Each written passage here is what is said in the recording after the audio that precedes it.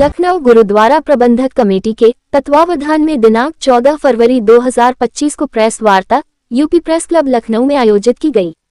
लखनऊ गुरुद्वारा प्रबंधक कमेटी के अध्यक्ष सरदार राजेंद्र सिंह बग्गा ने प्रेस वार्ता में अवगत कराया कि भारत के खिलाफ पुनः 15वीं शताब्दी का इतिहास दोहराया जा रहा है, जहां पर धर्म परिवर्तन की लहर 15वीं से 17वीं शताब्दी तक चरम सीमा पर थी, उसको लगाम लगाने का कार्य सिखों द्वारा किया गया था। इतिहास गवाह है कि श्री गुरु तेग बहादुर जी ने धर्म परिवर्तन को रोकने हेतु अपना बलिदान दिया एवं गुरु गोविंद सिंह जी ने अपना सर्वस्व का बलिदान धर्म परिवर्तन को रोकने के लिए दे दिया। आज फिर से धर्म परिवर्तन भारत में अपने पैर पसार रहा है, जो देश के लिए चिंता का विषय है। संज्ञान में जो तथ्यों को डालने के लिए यहाँ पर बैठे हैं, दिनांक 7 जनवरी या 6 जनवरी, ठीक से मुझे याद नहीं है, साहिब कमाल साहिब श्री गुरु गोविंद सिंह जी का प्रकाश पर्व था।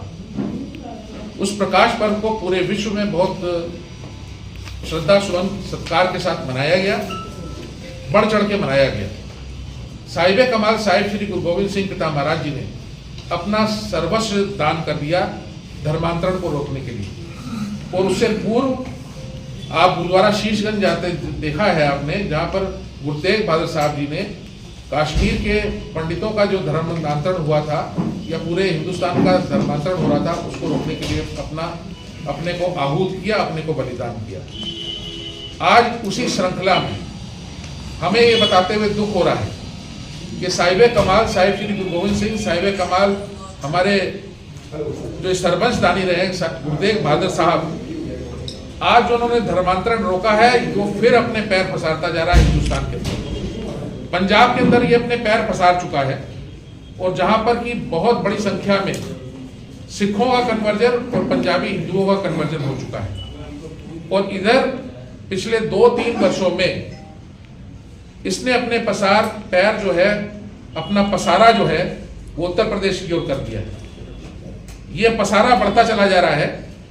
पहले निघासन चालू हुआ, कुटार चालू हुआ, पूरनपुर चालू हुआ, और अब जो है बड़ी संख्या में पीलीभीत का क्षेत्र और पूरनपुर का क्षेत्र, जो कि नेपाल से सटा हुआ है।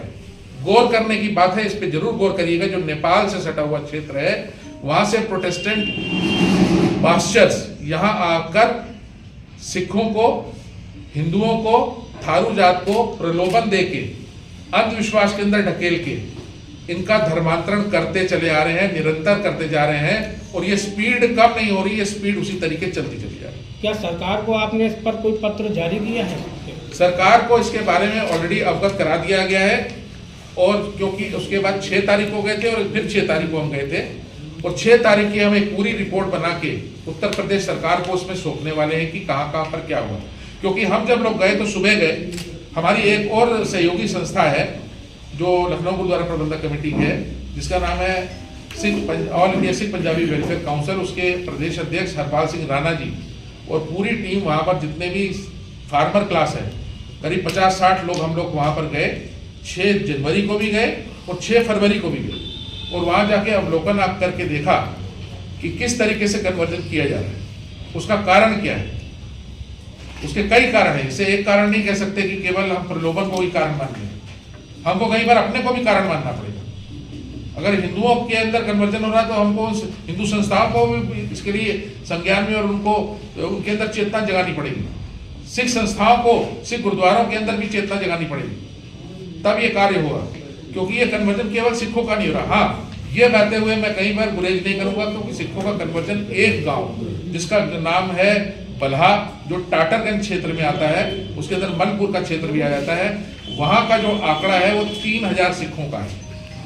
और बड़ी दुख की बात है, एक दुख है इसके साथ, कि वहां के अध्यक्ष जो गुरुद्वारे के हैं, नानक नगरी के अध्यक्ष हैं, उनकी टीम ने जब इनका जो सिख कन्वर्ट हुए थे, इनका जब विरोध किया, तो हमारे में अरदास है, राज करेगा खालसा, आकी रहे न कोई, कुआर हुए सब मिलेंगे।